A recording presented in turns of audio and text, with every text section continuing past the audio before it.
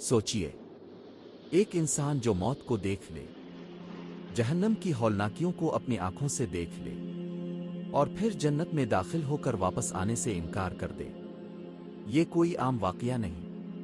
یہ حضرت ادریس علیہ السلام کا حیران کن قصہ ہے۔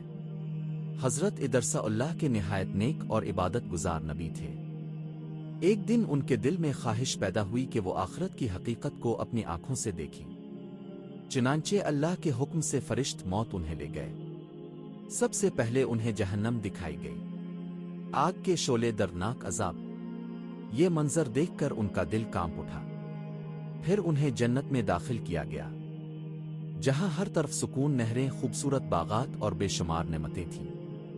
ایک ایسا سکون جسے لفظوں میں بیان نہیں کیا جا سکتا۔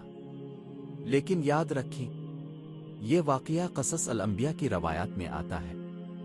قرآن صرف اتنا بتاتا ہے کہ اللہ نے حضرت ادرسہ کو بلند مقام عطا فرمایا۔ اصل حقیقت اللہ ہی بہتر جانتا ہے۔ اگر آپ ایسے حیران کن اسلامی واقعات سننا چاہتے ہیں جو آپ کے ایمان کو ہلا کر رکھ دیں، تو ابھی فالو کریں، ویڈیو کو لائک کریں اور کمنٹ میں لکھیں۔